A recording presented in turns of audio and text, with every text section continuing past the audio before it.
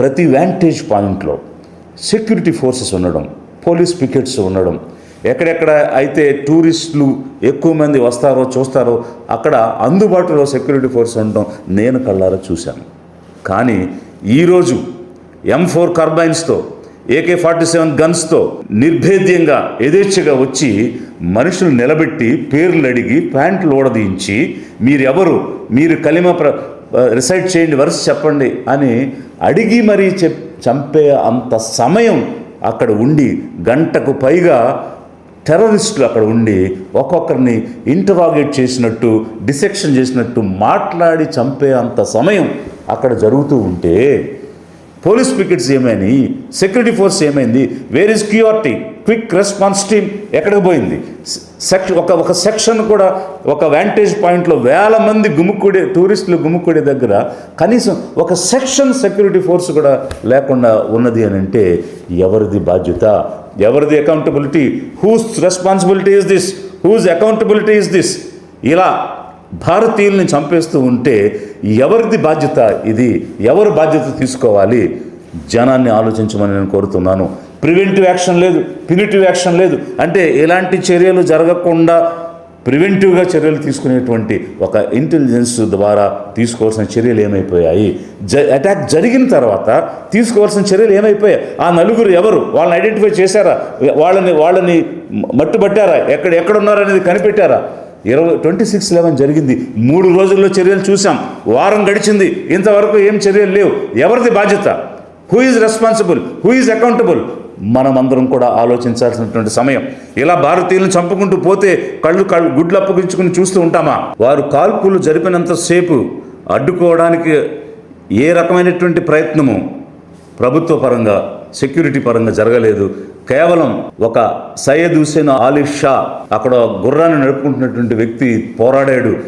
అతనికి ఏ విధంగానూ సంబంధం లేని వ్యక్తుల కోసం, అతని ఊరు కాదు, అతని పేరు కాదు, అతని బంధువు కాదు, అతని మతం కాదు, అతని రాష్ట్రం కాదు, అయినా కూడా వచ్చినటువంటి టూరిస్టుల్ని ప్రొటెక్ట్ చేయాలి అని ఎదురు తిరిగి ప్రాణాలు అర్పించాడు.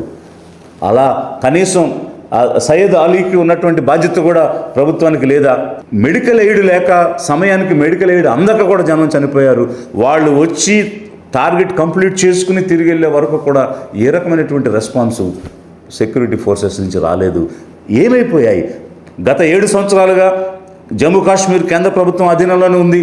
ఇప్పుడు యూనియన్ టెరిటరీగా ఒక ఎన్నిక జరిగినా కూడా ఆ ముఖ్యమంత్రి దగ్గర సెక్యూరిటీ కానీ, లా అండ్ ఆర్డర్ కానీ ఆ సబ్జెక్ట్స్ లేకుండా కేవలం ఒక లెఫ్టినెంట్ గవర్నరే సెక్యూరిటీ రివ్యూ అనేటువంటిది చేస్తున్న పరిస్థితిలో మరి ఎవరిది బాధ్యత, ఎవరు బాధ్యత తీసుకోవాలి అనేటువంటిది ఒకవైపు అయితే, మరి 26/11 జరిగినప్పుడు అప్పుడున్నటువంటి home minister Shivraj Patil resign చేశారు. Chief minister Vilasrao Deshmukh, Maharashtra chief minister resign చేశారు.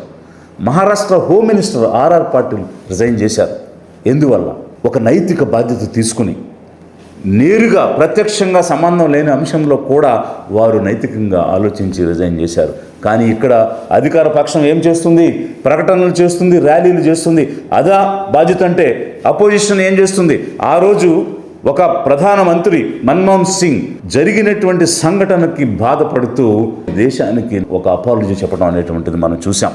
అంటే 3 రోజుల్లోనే జరిగిన ఇన్సిడెంట్ జరిగిన 3 రోజుల్లోనే మట్టు పెట్టడం అనేటువంటిది చూసాం. అలాంటిది ఇప్పుడు వారం గడిచినా కూడా ఎలాంటి చర్యలు లేవు కదా. అధికార పక్షమేమో ర్యాలీలు చేసుకుంటూ ఉంది, ప్రతిపక్షమేమో క్యాండిల్స్ వెలిగించుకుంటూ ఉంది. ఇదేనా ప్రజాస్వామ్యంలో బాధ్యతగా ప్రవర్తించేటువంటి విధానం? అంటే అధికారం ఇచ్చింది బాధ్యతగా ప్రవర్తించడానికి ఒక పొలిటికల్ అకౌంటబిలిటీ లేదు, ఒక అడ్మినిస్ట్రేటివ్ అకౌంటబిలిటీ లేదు, కనీసం మోరల్ అకౌంటబిలిటీ కూడా ఉండదా? నైతిక బాధ్యత కూడా ఉండదా? నైతిక బాధ్యతతోనే కదా ఆనాడు home minister, chief minister, state home minister అందరూ కూడా రిజైన్ చేశారు. ఈరోజు ఇప్పుడున్నటువంటి హోమ్ మినిస్టర్ ఎందుకు నైతిక బాధ్యత తీసుకోలేదు? తీసుకుని మేము ప్రజల ఎడల బాధ్యత కలిగి ఉన్నాము, ప్రజల కోసం నిలబడతాం, ప్రజలను రక్షిస్తాం, మేము ఒక వాచ్ మ్యాన్గా, వాచ్ డాగ్గా పనిచేస్తామని చెప్పిన వారు కనీసం పొలిటికల్ అడ్మినిస్ట్రేటివ్ అకౌంటబిలిటీ తీసుకోకపోయినా నైతిక బాధ్యత తీసుకునైనా వారు రాజీనామా చేయాల్సిన అవసరం ఉందా లేదా ప్రజలను ఆలోచించమని నేను కోరుతున్నాను.